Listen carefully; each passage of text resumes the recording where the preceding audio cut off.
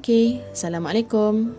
Alright, Panurin. So, ini adalah penerangan sedikit tentang K-Paper Books, di mana actually idea asalnya adalah dan tujuannya adalah untuk bantu pelajar-pelajar sketch dengan lebih kemas dan simetri, tapi tak juga kemas tu bermaksud kita kena very perfect, tak, tapi at least mereka dapat sketch idea dengan proper size dan bantu mereka sketch idea dengan lebih cepat dan confidence.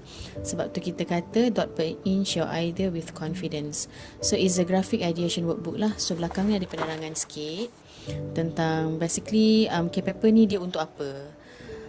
Alright. Tapi untuk development K-Paper kali ni sebenarnya memang kita fokus untuk yang buat logo dan juga sketch ideation untuk layout dan sebagainya lah pun boleh. So dalamnya ada sedikit penerangan. So boleh bacalah kat sini apa penerangan tentang first edition K-Paper. Dan ini juga ada penerangan juga apa yang kita boleh buat dengan K-Paper Books. So basically dia ada beberapa template di mana ianya ada 5. First kita ada yang kosong. Okay. Dan yang kosong ni actually kita memang biarkan dia kosong untuk pelajar-pelajar freedomly collage ataupun take note ataupun sketch apa ideation atas paper ni lah. Kiranya K-Paper Books ni kita bagikan sebagai documentation dia, documentation pelajar-pelajar. So kalau contoh yang ada dekat sini pun sebenarnya adalah research and references yang telah dikollagekan. Okay, atas plain lah, atas plain paper So ini example notes. Kemudian kita boleh brainstorm ideation dekat paper yang plain tadi tu. Kemudian yang ini kita boleh buat rough ideation of ideation. So rough sketch of ideation. So yang dekat kosong ni pun kita memang freedomly biar pelajar-pelajar nak draw any rough idea kat situ pun boleh, tak ada masalah. Okay, yang kedua is a dot. Maksudnya dekat paper ni kita ada template dia dot dan measurement tu semua memang kita custom kira berapa yang sesuai untuk you all sketch idea. So ini example untuk menggunakan template dot. Okay, so yang ini ada contoh yang pertama di mana rough ideation pun mereka draw dekat sini juga menggunakan dot paper. Dan dekat dot paper ni juga you boleh take notes. Okay, still you boleh buat brainstorm dan you boleh buat collage juga. Okay, tak ada undang-undang ketat di mana dot you mesti buat tu, mesti buat ni, tak. Sebab kita memang nak jadikan dia sebagai creative journal lah. So ini contoh yang pelajar pernah buat sebelum ni lah, rough ideation yang dia menggunakan atas dot.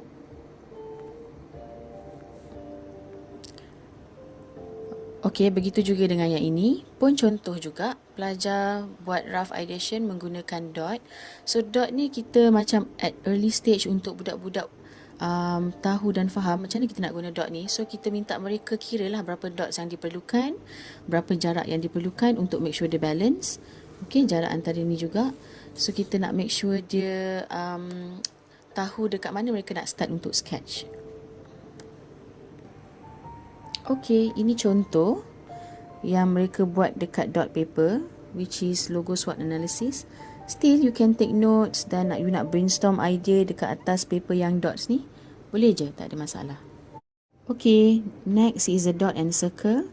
Symmetry, ellipse and oval shape can also be drawn in this template. So yang ini basically dia memang ada dot dan bulatan. So bulatan ni sebenarnya adalah untuk pelajar estimate dia nak draw logo dan start sketch tu bersamana. So macam contoh yang ada dekat sebelah ni. Contoh ini macam kita nak brainstorm ideation, combination symbol and word marks kan. So pelajar dah tahu bersamana mereka nak draw bulatan tu. Adakah nak ambil yang dot paling kecil pun boleh. Okay, contohnya kalau you nak start draw daripada sini pun boleh, you nak start draw sini boleh, you nak start draw sini pun boleh. Mana-mana yang you selesa dengan kebesaran bulatan lah. So macam ni contoh, nampak? Emblem pun mereka boleh buat dekat bulat juga sebab mereka nak estimate. So ini symbol. Symbol pun boleh draw atas ni. This one is a combination. Ini contoh hasil kerja lah. Dan ini adalah letter marks. Kita develop huruf E kan, tapi kita still follow bulatan tu untuk buat repetition, figure and ground, macam menggunakan Gaston principle tu lah. So dekat sini semua adalah contoh-contoh development daripada huruf E je untuk kita create letter marks. Okay, this one is a dot and circle lah. Okay, so untuk dot and circle, ini contoh-contoh kerja pelajar yang ada. Okay, so masa diorang part 3 ni, mereka part 3 ni at least kita dah assume yang mereka dah tahu macam mana nak nak simplify ataupun modify any symbol lah, sebab mereka dah belajar waktu semester 2 kan. So yang ini adalah bulat, macam mana pelajar-pelajar sketch ideation lah dengan bulat. Tengok mereka estimate nak start dengan size yang mana. Okay, macam tu juga dengan yang ni, still bulat tapi tak menggunakan bulat sepenuhnya untuk mereka estimate lah which one is the proper size for them to start. Macam ni kan, boleh combine text dengan simbol. Okay, ini antara contoh. Ini pun contoh juga. Okay, alright. Okay, ini pun contoh juga untuk create letter marks. Macam ni bulat kan, figure and ground is a letter K, tapi kita develop lah kepada berbagai idea. Okay, basically kita menggunakan ni Gestalt principle sebagai guide kita nak develop ideation tu macam mana. So actually yang ini macam memudahkan pelajar lah nak estimate dan buat rough ideation tu dengan cepat lah dan kreatif. Is a K, right? There, K.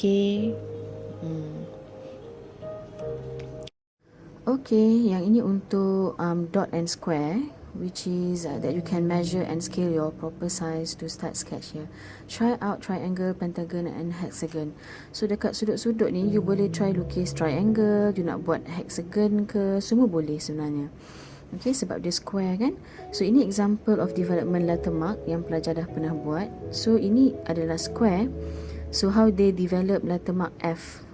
So kita ada perspektif, figure and ground, kita pakai dots, creativity lah. This one is F actually, tapi dia buat jadi half kan, half daripada square kan. Yang inilah. So yang ini pula adalah combination symbol and word marks. Boleh juga kiranya box tu sebagai guide you nak start kat mana untuk draw dan make it balance and symmetry. So M and C, but dia still dalam box. Actually kita tak nak lah macam terlalu perfect sangat, sebab actually ini semua creative ideation. Kita tak assume yang dengan buku ni mereka dapat draw dengan kemas, solid, cantik, inking pun cantik. Tak macam tu jugalah sebenarnya. Aim dia taklah sejauh tu. Sebab sebenarnya kita nak buat budak-budak ni berani untuk draw dan give ideation je sekarang ni. Okay, macam ni contoh pelajar buat lah. Actually dia buat huruf X. So macam mana dia develop X ni lah dalam square to make it symmetry and balance. Okay, yang ni pun sama.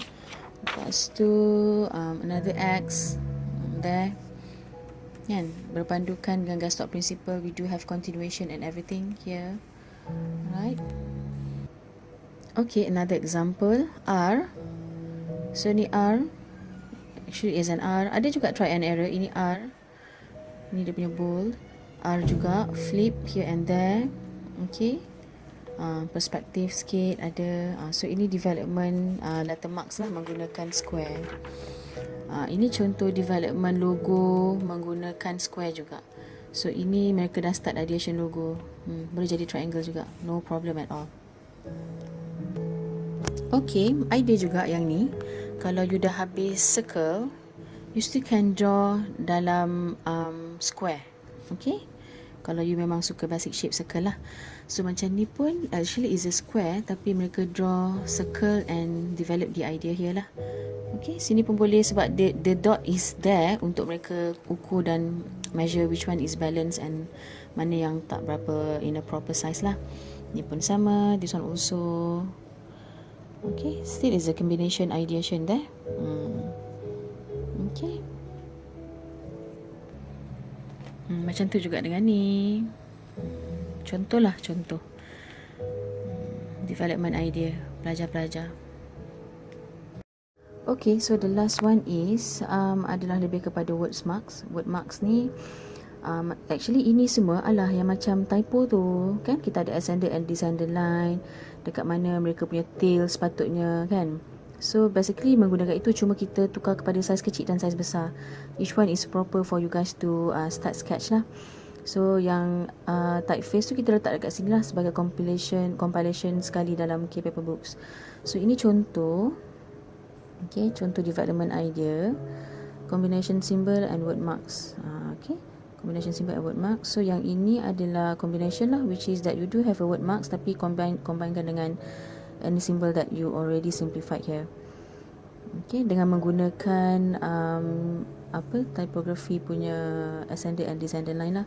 We can make it as a perspective juga. Okay, randomly you can draw is okay, tak semestinya ke atas line. Macam mana kita nak simplify. Okay, macam tu juga dengan ni. You see cuties kan. Ini adalah word marks. Ini contoh lah macam mana mereka menggunakan typography untuk word marks lah. Okay. Macam tu juga dengan yang ini. Kan? You nak create your own typeface tapi menggunakan template ni sebagai guide, boleh je, tak ada masalah. Okay. Ini yang besar, ini yang kecil lah.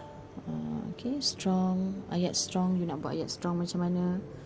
Okay, dengan guide template ni lah. Okay, strong.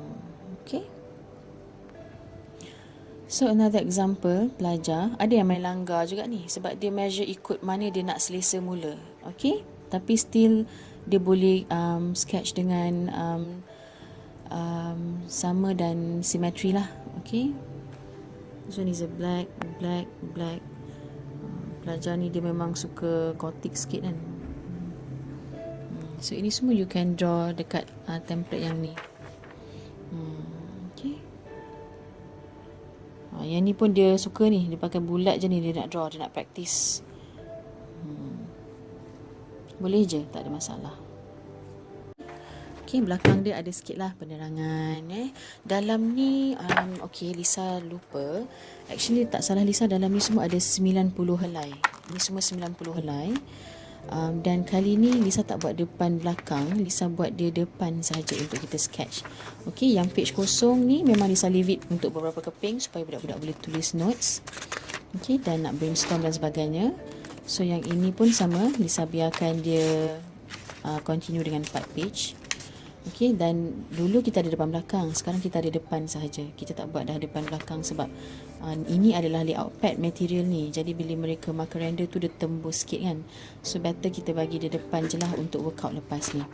So lepas tu yang ini, template ni memang saya buat dia macam bulat, petak dan typeface. Bulat, petak, typeface.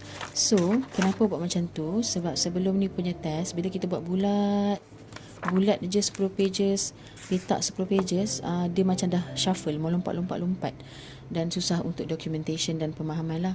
So macam ni bila kita buat dalam kelas exercise, okay, kita try template bulat dulu, kita try to work out dengan letter marks, word marks, macam tu. So they can try the templates tu lebih variety lah. Okay, so sebenarnya yang ini Lisa macam dah setkan dia sesuai untuk 3 projek sebab kita kan 3 kan. So macam ni kan, tengok yang set ni memang Lisa lebihkan. Okay, there. So yang ini, yang first ni memang okay, kiranya banyak ni untuk kita punya first project. Tak ingat berapa pages untuk first project. So harap-harap documentation dia muat, cukup. Okay, and dia kat sini. Lepas tu kita akan start dengan second project. Actually dia macam divider lah untuk kita senang analisis. So this one is the third one. So ada pages dia untuk the third one. Nak develop macam mana ke, you nak buat collage ke apa ke, semua boleh je, langgar je. Dia tak ada restrict sangat. Then ini dah kosong balik for the third project.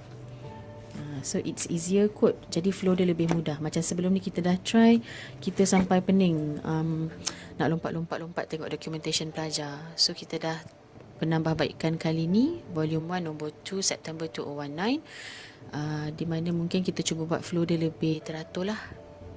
Thank you.